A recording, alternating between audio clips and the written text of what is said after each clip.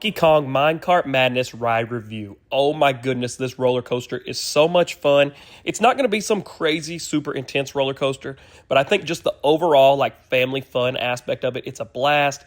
It's got nostalgia factors out the wazoo. If you've played any of the Mario, Nintendo, or Donkey Kong games, you're going to absolutely love this ride. I think it's adorable. All the animatronics are really cool, and the theming on it is just really well done as well. Again, nothing crazy or super intense. It's just a very well-rounded, very family-friendly and fun roller coaster. I've ridden it 3 times, and I've enjoyed it more and more every time I've been on it. It's a blast. I've heard a lot of people say that it was way too jerky, and honestly, for me, I grew up riding those old-school wooden roller coasters that beat the heck out of you, so this felt super smooth in comparison. I think this could go much harder than it does. It's got some shakiness elements to it, where it does have that jumping track effect, but nothing crazy. It didn't bother me. My wife's got a bad back. It didn't bother her. And I just think it's really, really fun and really well done. We have rope dropped this attraction every time we've been to it. We've got there, ran straight to the singles line, and pretty much walk right on. So definitely watch that singles line if you're wanting to get on it super fast. Also, if you are with your family, I would recommend going first thing in the morning or later in the evening. Just kind of watch the app and see what the wait time's doing throughout the day. But typically in the early morning and the evening when we've been there, that's when it had the best wait times. And sometimes in the morning, too, you can run straight there, and it's going to show a posted wait time. And when you actually get on the ride, it'll be a little bit less. So I think they go on and ramp that time up, knowing that that line is going to build up like it does first thing in the morning. I love this ride. I'm going to ride it every time I go to Epic, and I just think it's an absolute blast. Harry Potter in the Battle at the Ministry. I'm going to straight up tell you right out of the gate, I think this is my favorite ride at Epic Universe. As soon as you come into the queue, you were just fully enveloped into the magic of Harry Potter. Getting to see just the queue line itself is so worth it. Even if you don't want to ride the ride, go in the singles line or the viewing area just so you can come in and see this. It is spectacular. I've never seen a ride queue this well done. It is insane that they built this to scale, and the attention to detail that they put in it is just magnificent. Now, the ride itself is unlike anything else I've ever ridden. It's like you're riding in an elevator. Think of an elevator like Tower of Terror from Disney World. You're just buckled in with a seatbelt, but it goes up, down, side to side. If you've watched the Harry Potter movies, you've seen how the elevators in the Ministry of Magic move. It's a very cool and unique ride experience, and unlike anything I've ever ridden before. The storyline that goes with the ride, if you're a fan of the Harry Potter franchise, is really cool. It's an original story. It's a continuation from the books. It's after the fall of Voldemort, and Dolores Umbridge is going on trial for being a Death Eater. It brings Harry, Ron, and Hermione back into action. You get to see them as they're training to become Aurors, working at the Ministry of Magic. It's a very cool and unique storyline with a twist. I don't want to say too much and spoil it, but it is very cool if you are a fan of the Harry Potter franchise. I sometimes get motion sick. My wife is also very sensitive to motion sickness. We've ridden this multiple times now. It didn't bother either one of us, but I definitely think it has the potential to, where it does do a lot of up and down and side to sides, and it does use a lot of screens. So if you are motion sickness sensitive, this might be one you want to watch, or definitely take a Dramamine or something beforehand. But as a whole, it didn't bother either one of us. We've ridden it several times now, and it's just a really fun ride. This is undoubtedly the most popular ride in the park, and it is going to have probably your highest wait time of the day. There is a single rider's line. I've used it before. We got on it. The posted wait time was about 2 hours. We got on in the singles line in about an hour. But also in the regular line, they posted 150 minutes. We went in it, and we were on and off the ride in 45 minutes. So sometimes I think they ramp that posted time up a little bit more than it actually is. And I think based off the people we saw sitting in the singles line, we were on and off even faster than they were. My best advice would be either go early in the morning or later in the day. You can also watch the times on the Universal app and try to find a time where it starts to drop. And when you see it's on the lower end of that trend, go for it, take the regular queue, and I bet it will be lower than the posted wait time as long as it doesn't break down. I've heard one of the things that gives this ride a little bit of trouble is that everybody has to keep their feet flat on the floor. There's some sort of sensor in the bottom of it, and so when people are picking their feet up and stuff, it can cause some delays and some issues. Hopefully that eventually smooths out. I've been on it and gotten stuck once, but only for 5 minutes, and it was right at the end. It's definitely worth the wait for the first time.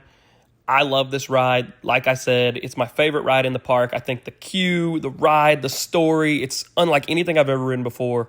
And it totally just smashed the ball out of the park for me on this one. I absolutely love this ride. For your safety, please keep off all railings and refrain from handling ministry property. Thank you. Mario Kart Bowser's Challenge ride review at Epic Universe. I'm going to be honest, I don't understand some of the hate that this ride is receiving.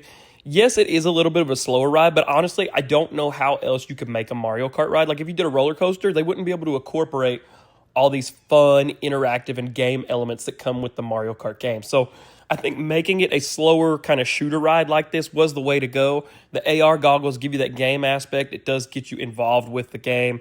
And I feel like that's the only way to truly incorporate and get that Mario Kart feel. As a longtime Mario fan and a longtime Mario Kart fan, I absolutely love this ride. I think it ticks all the boxes of just pure nostalgia.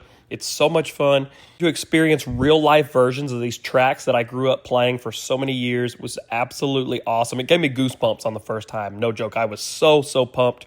I've ridden it 3 times now, and honestly, the more I ride it, the more I enjoy it because I'm figuring out more of the game aspect. In contrast to the typical Mario Kart games where you want to blast everybody, you want to win, in this game, you want to just focus on Bowser and his crew. The key to aiming those turtle shells is look everywhere with your eyes. Look up, down, side to side, not just directly in front of you. That's where those turtle shells are going to go. So again, focus on Bowser and his teammates. The ride did not make me motion sick or my wife, who's very prone to motion sickness. I have heard it's bothered some people. But if you just take those AR goggles off and just watch the ride without the video game elements, that will help ease those motion sickness symptoms. But like I said, I've ridden it 3 times. My wife has ridden it. My son's ridden it. None of us ever had any trouble.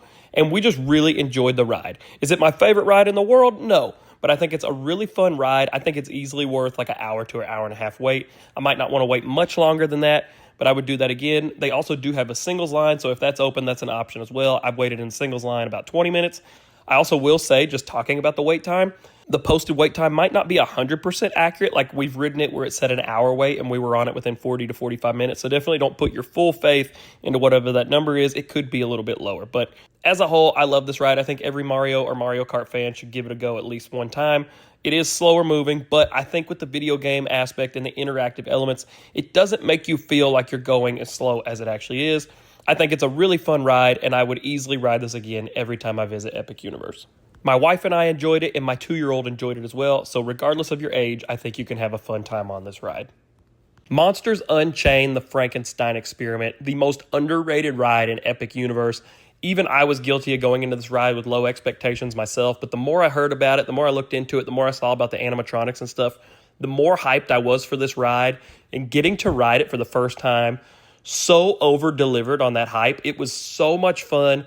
The story with this ride is really cool, really phenomenal, and this ride just absolutely blew me away. I've ridden it several times over and over again, and I think it's an absolute blast. To really get the most out of this ride, make sure you keep your head all the way back in that seat so you can hear the full story, because the storyline that goes with this ride is very cool. This ride uses a similar system to Harry Potter and the Forbidden Journey, so it made me very skeptical. I was thinking for sure I would get motion sick or that my wife would. It didn't bother either one of us.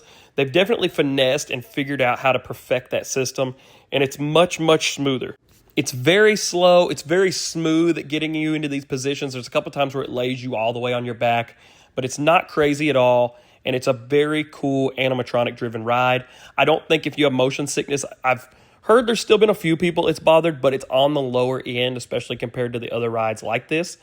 The big thing here is they're not really using any screens. It's all done for the most part with animatronics, so it helps kind of keep that motion sickness at bay. If you do start to feel motion sick, close your eyes, or if you know you're somebody that's very sensitive to it, maybe take a Dramamine beforehand. But like I said, sometimes I get it. My wife's very sensitive to it, and it didn't bother either one of us. I could have easily gotten on this and gone right back on it again. I definitely wouldn't take smaller children or younger children on this ride. I think, like, I have a buddy that took his daughter. She's 7, and she loved it, so maybe 7 and up, but anything below that, I think it will scare them a little bit. The great thing about this ride is it doesn't seem to have a super long line either, so that's always a huge plus. It'll most of the day be about 20 minutes or less, and part of that's just honestly walking through the queue. I've taken the single riders line as well and pretty much walk right on. You basically miss the pre-show and get right onto the ride. Another great thing is this ride is indoors, so it's nice and air-conditioned, nice and cool. But this, like I said, I had low expectations. I would say this is a solid second favorite ride for me at Epic Universe. Very strong contender for number 1 as well. Cool story, super unique ride, and just really fun.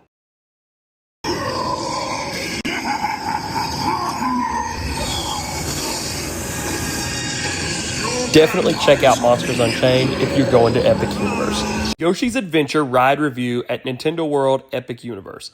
Yoshi's Adventure is a very slow-moving ride. I think it's going to be a great hit with the kids. It takes you all around, basically like the top of Nintendo World. For me, the best part of this ride is just the views that you get of Nintendo World at night. The ride itself is very, very slow. It does have a game aspect where you're looking for these eggs right here, and when you see those eggs, you hit the corresponding button. You can also sync your power band up with it. It's going to unlock some of those stamps for you as well. The ride is definitely designed for smaller children or just to have a nice kind of slow, easy break. It's an adorably themed ride, but not one I would wait a long time for. Either early in the day or preferably at night, I think is the best time to ride it, because where it is slow moving, during the day you're going to be right in the sun, but at night you're going to get some awesome, spectacular nighttime views of Nintendo World, and it's going to be a little bit cooler. So I enjoyed it, yes. Would I wait a long time for it? Never. I would definitely look for when it's like 20 minutes or less, or if you do have a toddler with you, I think they're going to get a lot out of this one. But think the people mover at Disney World, but around Nintendo World instead. It's a fun ride. I rode it once. If the line's short, I'd do it again, but not my favorite, but very, very cute, and you get some awesome views of Nintendo World. Hiccup's Wing Glider at Epic Universe is one of the most fun roller coasters I've ever ridden. Think like Hagrid's Motorbike Adventure or Slinky Dog's Dash. It's just a very fast, small, family-friendly coaster with lots of twists and unexpected turns. It's got a really cute story behind it, and it's a really just fun ride that's going to put a smile on your face. This is easily one of my favorite rides at Epic Universe, and I 100% think it's worth at least like an hour and a half, or at the most maybe like a 2-hour wait. Just kind of watch the wait times on the Universal app and try to go when it's on that lower end. I'm somebody who sometimes gets a little bit of motion sickness. This one didn't bother me. My wife is very sensitive to it. She had to take a little bit of a break after this one, but we both just love the ride. The story's adorable. The track is fun, and it's just a really cool, twisty-turny ride. It's nothing crazy intense, but it's just really, really fun. I'd say this is a solid number 4 on my favorite rides at Epic Universe. Stardust Racers at Epic Universe is one of, if not the best roller coasters I've ever ridden in my life. This ride is so much fun. It's got ups and downs, and you get so much airtime in your seat. It is insane. There's a yellow version and a green version. I've heard the yellow version has bigger drops and is a little more mellow, whereas the green could potentially be more intense because it's got more twists and turns and sort of wraps around the yellow on the drops. We opted for the green one because the guy checking us in at our hotel said he'd ridden this ride 25 times and the green one was the way to go. But I definitely want to go back and hit the yellow and see how they compare. If I was ranking rides at Epic Universe, I'd say this would come in at a solid number 3. But it is the best roller coaster I believe I've ever ridden to date, and just so much fun. Curse of the Werewolf at Epic Universe is a very fun roller coaster, but it's not one I would wait for a long time for simply because it is so short. And when I say it's short, I mean short. This ride can't be much over 30 seconds. But on that note, I'm glad it's as short as it is, because I think it would definitely make a lot more people motion sick if it was any longer. You're on a roller coaster track and your car is spinning around while the roller coaster goes around. Definitely, if you're somebody sensitive to motion sickness, kind of watch out for this one. I would wait for it if the line is super short or it was a walk-on, but it's not one I would wait for a long time for just because the ride is so short itself. Still a fun ride, just very short.